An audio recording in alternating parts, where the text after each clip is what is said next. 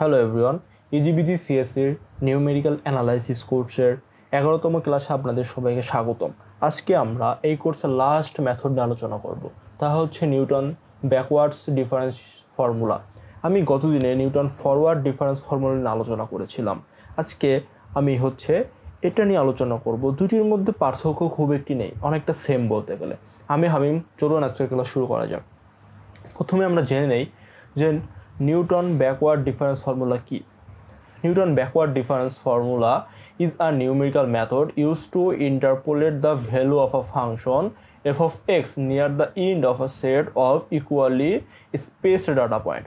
আমি যদি এটা ভেঙে ভেঙে সহজভাবে বলতে চাই, তাহলে এমন একটি ফাংশন যার ডাটা পয়েন্টগুলো ইকুয়ালি স্পেসড, সেই ফাংশনের আমরা যদি কোনো একটি ভ্যালু বের করতে চাই, সেটা যদি ইন্ড একদম শেষ থেকে শুরু হয়, কাছাকাছি হয়, তাহলে হচ্ছে আমরা Newton backward difference formula use করব।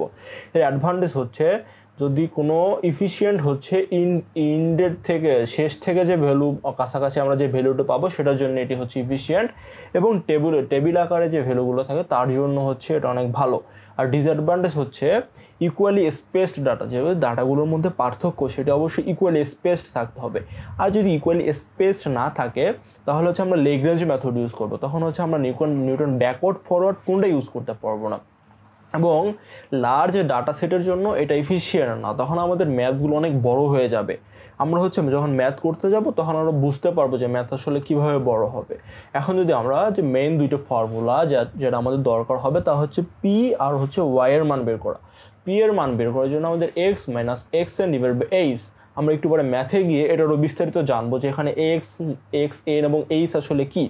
এবং এখানে হচ্ছে আমাদের ওয়াই বের করার জন্য ওয়াই অফ এক্স, এখানে এক্স হচ্ছে আমরা যে পয়েন্টের ভ্যালু বের করতে চাচ্ছি, সেটা হচ্ছে এখানে এক্স, এবং ওয়াই এন প্লাস পি, এই পিটা হচ্ছে এইটাই ডেল ওয়াই এন। এখানে ডেল ওয়াই এনটা আসলে কি, সেটা এখন আপনারা হয়তো বুঝতে পারবেন না।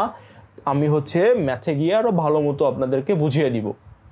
এখন যদি আমি লক্ষ্য করি, এখানে আবার হচ্ছে আমাদের p into p plus one divide by two factorial এবং ডেল স্কোয়ার ওয়াই এন, এমনভাবে প্রত্যেকটি স্টেপ বাই স্টেপ যেতে থাকবে। এবং আমরা ফরওয়ার্ডের ক্ষেত্রে দেখেছিলাম এখানে মাইনাস ছিল, এবং ব্যাকওয়ার্ডের ক্ষেত্রে এখানে প্লাস। এইটুকুই একটু উল্টা, এবং ফরওয়ার্ডের ক্ষেত্রে এখানে ওয়াই নট ছিল বা ওয়াই জিরো ছিল, এবং এখানে ওয়াই এন বলতে একদম লাস্টের সেটা। মানে এইটুকু পার্থক্য নিউটন ফরওয়ার্ড এবং ক্ষেত্রে, ব্যাকওয়ার্ডের ক্ষেত্রে। এখন যদি আমরা ম্যাথে আসি, তাহলে আমি আপনাদের বোঝার জন্য এখানে সেম ম্যাথটি রেখেছি। এখানে আমাদের সেম ম্যাথ, যেখানে এক্স এবং এফ অফ এক্সের দুইটি ভ্যালু দেওয়া আছে, এখানে 5টি ভ্যালু দেওয়া আছে এফ অফ এক্স এবং এফ অফ এক্সের। আমরা এখানে এক্সের পার্থক্য 10। যখন দুটি পার্থক্য সেম থাকবে, তখন আমরা নিউটন ব্যাকওয়ার্ড অথবা ফরওয়ার্ড ইউজ করতে পারবো। তাছাড়া একটু বললাম যে লেগ্রেঞ্জ মেথড ইউজ করতে হবে আমাদের। এখানে আমরা এক্সের মান 1925 ইউজ করবো, এবং 1925 যদি আমরা দেখি যে শেষের দিক থেকে 1925 কাছে হচ্ছে এবং প্রথমের দিক থেকে দূরে হচ্ছে, তাই সেজন্য আমরা এখানে ব্যাকওয়ার্ড ফর্মুলা ইউজ করব।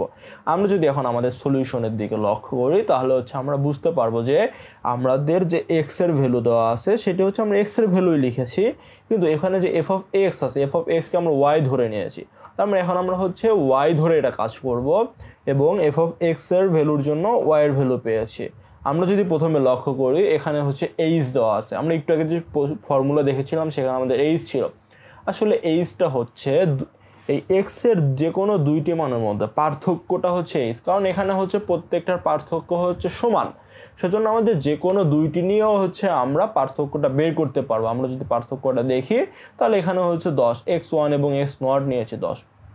এখানে পি বের করার জন্য আমার এক্স মাইনাস এক্স এন করতে হয়েছে।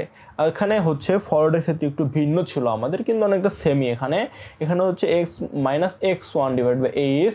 এক্স আমাদের 1925। আমরা যে ভ্যালুর জন্য বের করতে চাচ্ছি, সেটা এক্স 1925, এবং এক্স এন একদম লাস্টের ভ্যালুটা এক্স এন 1931। বিয়োগ করে আমরা এইচের মান আমরা 10 পেয়েছি। 10 দিয়ে ভাগ করলে মাইনাস 0.6 পাবো। এটা একটু সহজ, এটুকু বুঝতে পারলে তাহলে আমরা এখন আরও ডিপ বিষয় যাব, যেটা একটু কঠিন, বাট বুঝতে পারলে অনেক সহজ। আমরা যদি এখন আসি যে নিউটন ব্যাকওয়ার্ড ফর্মুলার এটা হচ্ছে মোস্ট ইম্পর্ট্যান্ট পার্ট। এটা যদি বুঝতে পারি তাহলে হচ্ছে ম্যাথ 70% আমাদের সলভ হয়ে যাবে। আমরা যদি এখানে টেবিলটা লক্ষ্য করি যে আমরা এখানে হচ্ছে 1981 জন্য ওয়াই 46, 1901 জন্য 66, 1911 জন্য 81, 1921 জন্য 93, 1931 জন্য 101। এখানে হচ্ছে এক্স এর 5টা ভ্যালুর জন্য ওয়াই এর 5টা ভ্যালু। এখন এখানে ডেল বলতে আসলে এই যে ওয়াই এর যে ভ্যালুগুলো আছে এগুলোর মধ্যে পার্থক্য। এখানে ডেল বলতে হচ্ছে এই বড়টার থেকে ছোটটার মধ্যে যে পার্থক্য পাবো সেটা হচ্ছে আমাদের ডেল। এখানে আমরা যে হচ্ছে ডেল একবার বের করব ডেল, আবার যখন বের করতে যাব তখন আমাদের ডেল স্কোয়ার, আবার যখন বের করতে যাব ডেল কিউব।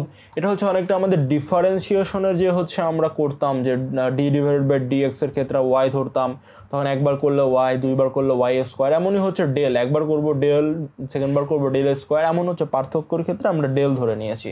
আমরা এখানে ডেল হচ্ছে আমরা ব্যাকওয়ার্ডের ক্ষেত্রে নিচ দিয়ে শুরু করব। আমরা ফরওয়ার্ডের ক্ষেত্রে প্রথম দিক থেকে শুরু করতাম, এই দিক থেকে শুরু করতাম। ব্যাকওয়ার্ডের ক্ষেত্রে এই দিক থেকে শুরু করব। আমরা যদি এই দিক থেকে শুরু করি তাহলে দেখতে পারবো যে এখানে হচ্ছে প্রথমে 101 বিয়োগ 93 বিয়োগ করেছে 8 পেয়েছি। তারপর হচ্ছে 93 বিয়োগ 81 12 পেয়েছি। তারপর হচ্ছে 81 বিয়োগ 66 আমরা হচ্ছে 15 পেয়েছি, এবং 66 মাইনাস 46 20 পেয়েছি। আবার হচ্ছে আমরা এখন ডেল ওয়াই পেলাম। এখন ডেল ওয়াইকে আমরা হচ্ছে আবার যখন বিয়োগ করব তখন হচ্ছে ডেল স্কোয়ার ওয়াই পাবো। এখানে হচ্ছে যে 8 মাইনাস 12 মাইনাস 4 মাইনাস 3 মাইনাস 5 এমনভাবে ডেল স্কোয়ারে পেয়েছি। এমনভাবে ডেল স্কোয়ার ওয়াইকে যখন আমরা হচ্ছে আবার বিয়োগ করবো তখন ডেল কিউব ওয়াই পাবো। এরপরে আমরা যতক্ষণ পর্যন্ত একটা মানে পাবো, যতক্ষণ পর্যন্ত একটা মান না আসবে ততক্ষণ পর্যন্ত আমাদের এরকমভাবে করতে হবে। এক্ষেত্রে ডেল স্কোয়ার ওয়াই হচ্ছে আমরা del to the power 4 y হচ্ছে আমরা একটা মান পেয়েছি, সেজন্য আমরা ওই পর্যন্ত স্টপ করে দিয়েছি। আমরা ফরওয়ার্ডের ক্ষেত্রে প্রথম দিক থেকে শুরু করতাম এবং প্রথমের মানগুলো নিতাম, কিন্তু ব্যাকওয়ার্ডের ক্ষেত্রে আমরা লাস্টের দিক থেকে শুরু করব এবং লাস্টের মানগুলো নিব। আমি এখানে যে হলুদ একটা বক্স আঁকিয়েছি, আমরা এই মানগুলো নিয়ে হচ্ছে ব্যাকওয়ার্ডে কাজ করব। এখন যদি আমরা ব্যাকওয়ার্ডের মেইন ফর্মুলায় চলে আসি, এখানে আমি ফর্মুলাটা লিখেছি। প্রথমে আমরা হচ্ছে ওয়াইয়ের মান ডেল ওয়াই এর মান ওয়াই এন এর মান পেয়েছি, ওয়াই এন এর মানও পেয়েছি, আমরা পি এর মানও পেয়েছি, আমরা হচ্ছে 2 ফ্যাক্টোরিয়াল 3 ফ্যাক্টোরিয়াল এগুলোর মান তো জানি। এখন এখানে হচ্ছে আমরা সব মানগুলোই পেয়ে গিয়েছি এবং আমরা এখানে আমাদের সূত্র অনুযায়ী মান বসিয়ে দিব। এখানে হচ্ছে ওয়াই এন এর মান 101, কারণ এখানে যদি আমরা লক্ষ্য করি আমরা হচ্ছে এটা হচ্ছে ওয়াই এন, এটা হচ্ছে ডেল ওয়াই এন, এটা হচ্ছে ডেল স্কোয়ার ওয়াই এন, এটা হচ্ছে ডেল কিউব ওয়াই এন, এটা হচ্ছে del to the power 4 y n. তাহলে লাস্টের গুলো হচ্ছে ওয়াই এন। এখানে হচ্ছে 101, তারপর হচ্ছে আমাদের যে পি এর মান পেয়েছি সেই পি এর মান বসিয়ে দিয়েছি মাইনাস 0.6, তারপর হচ্ছে ডেল ওয়াই এন এর মান 8। এমনভাবে হচ্ছে আমরা প্রত্যেকটা স্থানে আমাদের মানগুলো বসিয়ে দিয়েছি। মানগুলো বসিয়ে দেওয়ার পরে আমরা আমাদের হিসাব করেছি, হিসাব করার পরে আমরা এখানে ভ্যালু পেয়েছি 96.83 হচ্ছে 1925 এর জন্য।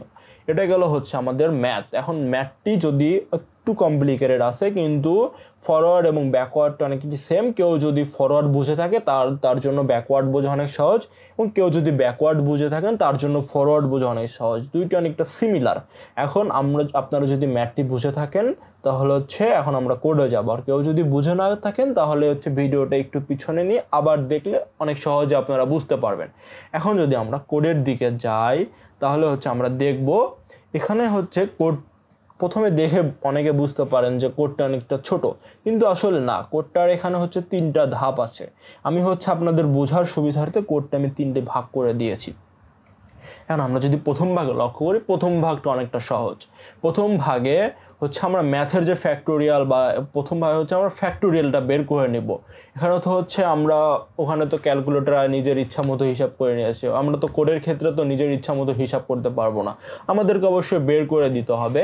আমরা এখানে একটা ফাংশন ক্রিয়েট করে আমরা হচ্ছে এখানে রিটার্ন এফটা হচ্ছে প্রত্যেকটা মানের জন্য ফ্যাক্টোরিয়াল, আমরা ফ্যাক্টোরিয়াল ক্রিয়েট করেছি। তারপর হচ্ছে আমরা এক্স এর মানগুলো নিয়েছি, এক্স এর মানের জন্য এখানে হচ্ছে ওয়াই এর একটা 2D অ্যারে ক্রিয়েট করে নিয়েছি। 2D অ্যারে ক্রিয়েট করার পরে আমরা হচ্ছে ওয়াই এর মানগুলো হচ্ছে ওখানে আমরা হচ্ছে অ্যাসাইন করে দিয়েছি যে 2D অ্যারেতে। এটা হচ্ছে আমাদের ফার্স্ট প্রসেস, এটা হচ্ছে অনেকটা ইজি। এখানে এর মান 5, এটা হচ্ছে অনেকটা ইজি।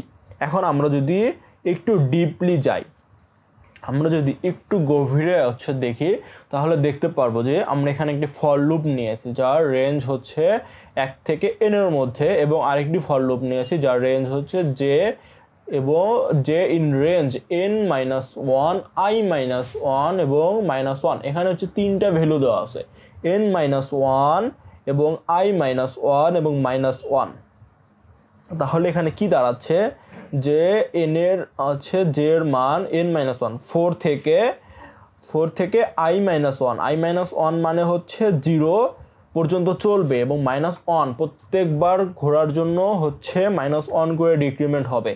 তাহলে এখানে বোঝা যাচ্ছে যে i এর মান যখন 1 হবে এটা হচ্ছে আমাদের এই যে আমরা যদি এখানে লক্ষ্য করি তাহলে দেখতে পারবো যে এখানে হচ্ছে প্রথম লুপের জন্য প্রথম যে জে এর মানের জন্য এখানে হচ্ছে দেওয়া আছে i এর মান যখন অন হবে তখন আমাদের কতগুলো লুপ ঘুরতে হবে। জে এর মান তখন জে হচ্ছে 1 2 3 4 4বার লুপ ঘুরবে। তারপর হচ্ছে i এর মান যখন 2 হবে তখন জে হচ্ছে 3বার লুপ ঘুরবে, এবং i এর মান যখন 3 হবে তখন জে হচ্ছে 2বার লুপ ঘুরবে, এবং i এর মান যখন 4 হবে তখন জে হচ্ছে 1বার লুপ ঘুরবে। যার হচ্ছে কোডিং সম্পর্কে যে কোনো ল্যাঙ্গুয়েজের কোডিং যে কোনো ল্যাঙ্গুয়েজ সম্পর্কে হচ্ছে সামান্য বেসিক ধারণা আছে সে অনেক সহজে এটা বুঝতে পারবেন। আর যদি কারো সমস্যা থাকে আমি বুঝিয়ে দিচ্ছি।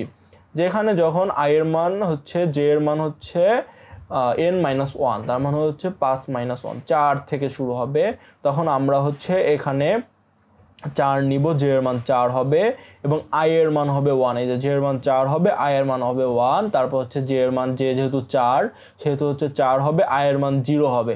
এই প্রথম জে এর প্রথম ফর লুপের ক্ষেত্রে i এর মান সবগুলো 0 হবে, কারণ আমরা i-1 করে দিয়েছি, এটা হচ্ছে i এর -1, তাহলে i হচ্ছে সবগুলো 0 হবে।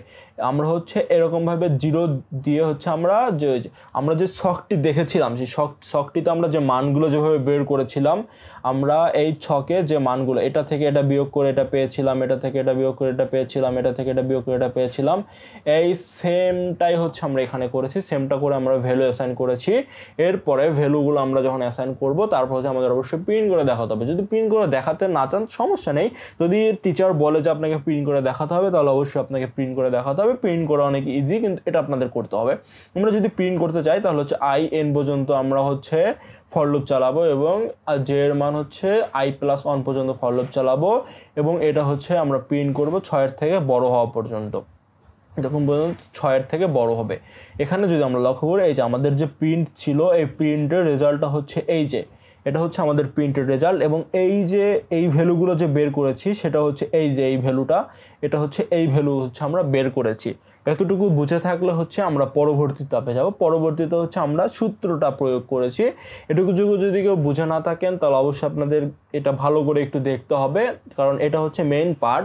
যেমন ম্যাথে হচ্ছে ছকটা মেইন পার্ট ছিল, এটা হচ্ছে এখানে মেইন পার্ট। এখানে যদি একটু ভুল হয় তাহলে আপনাদের সূত্র প্রয়োগে ভুল হবে। আপনারা যদি এখানে লক্ষ্য করেন আমি এখানে সূত্রটি লিখেছি, সূত্রটি কিভাবে আসবে আমি হচ্ছে সেটা আপনাদেরকে দেখাচ্ছি। যে প্রথমে আমাদের ভ্যালু যেটা দেওয়া আছে আমরা সেটাই নিব 1925। এরপরে হচ্ছে এইচ, আমরা এইচ এর মান বের করে নিয়েছিলাম ম্যাথেও, এখানে আমরা সেম টু সেম এইচ এর মান বের করে নিব। x1 - x0 আমরা হচ্ছে পি এর মান বের করেছিলাম, এখানে পিটাকে ইউ আকারে লেখা হয়েছে। এই যে পি এর মান বের করেছিলাম, এখানে পিটাকে আসলে ইউ আকারে রাখা হয়েছে, সমস্যা নেই, আপনাদের ইচ্ছা মতো আপনারা লিখে নিতে পারেন। এখানে পি এর মানটা হচ্ছে আমরা সেম সূত্র ইউজ করে পি এর মানটা বের করে নিয়েছি।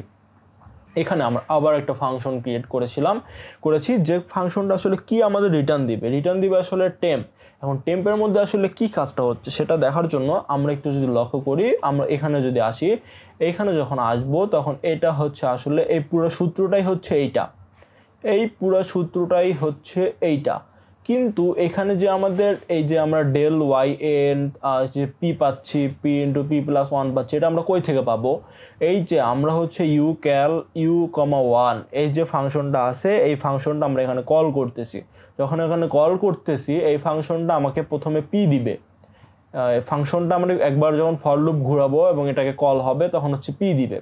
সেকেন্ড টাইম যখন আমি এটাকে হচ্ছে ফর লুপ ঘোরাবো তখন এটা আবার কল হবে, তখন আমাকে পি ইন্টু p+1 দিবে।